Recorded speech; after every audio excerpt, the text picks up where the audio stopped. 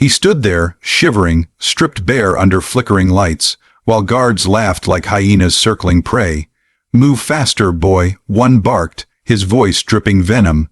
They thought they'd break him, crush his soul in that cold cell block. But they didn't know about the hidden camera, the one tiny lens catching every cruel second. Could one man's humiliation spark a fire that burns a whole system down? Stick around. You won't believe what happened next. His name was Marcus Tate, a 24-year old from Atlanta, locked up for a crime he swore he didn't commit.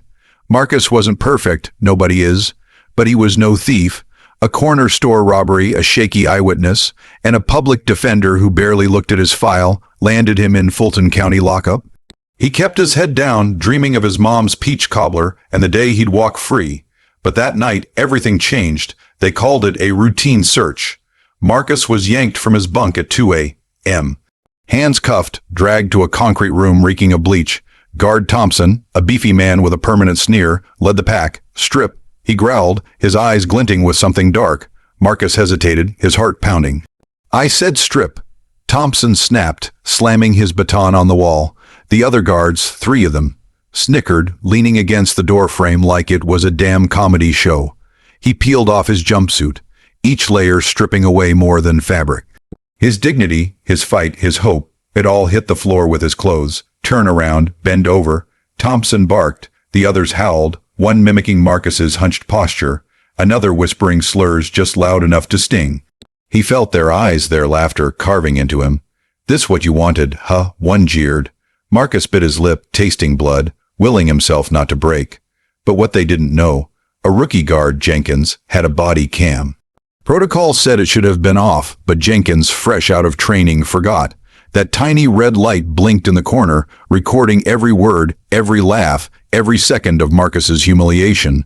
They shoved him back to his cell, still chuckling, thinking they'd won. Marcus curled up on his bunk, eyes burning, promising himself he'd survive this.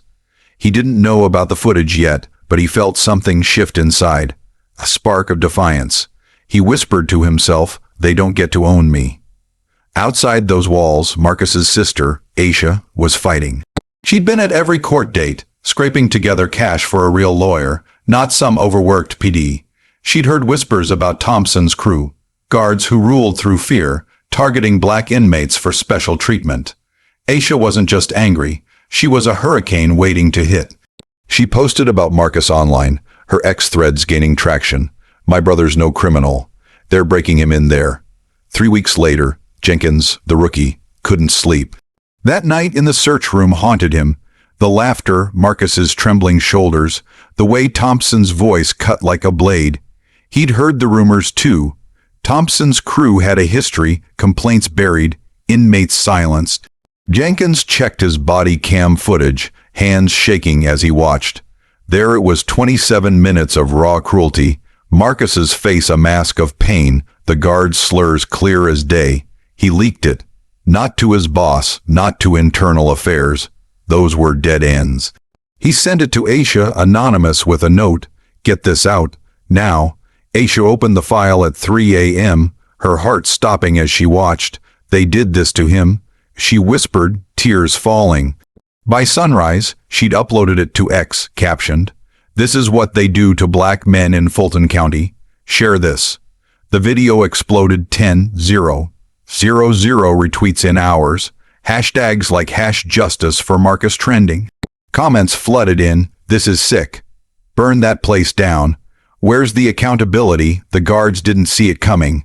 Thompson strutted into work, same sneer, until his supervisor pulled him aside. "You're on leave now." The footage was everywhere. Local news, then CNN, then international outlets.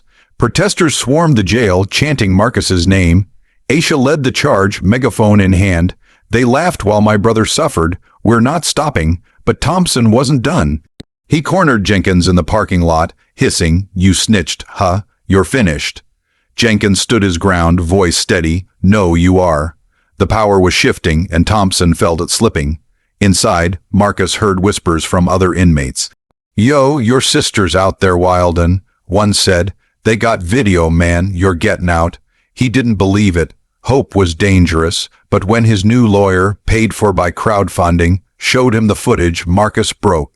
Not tears of defeat, but rage. They thought I'd stay quiet. He said, voice low, they're wrong. The courtroom date was set. Thompson and his crew faced charges. Misconduct, assault, civil rights violations. But the system doesn't bend easy. The defense painted Marcus as a troublemaker, the guards as stressed workers. Aisha sat in the gallery, fists clenched, as Thompson's lawyer sneered. It was just a search, no harm done. The room gasped. No harm, the video played on a loop in everyone's minds. The trial was a circus. Protesters outside, media vans clogging the streets, ex-posts dissecting every word. Aisha's updates kept the fire alive. They're lying in there. Marcus is fighting. But the twist came on day 3. Another inmate, Dion, came forward.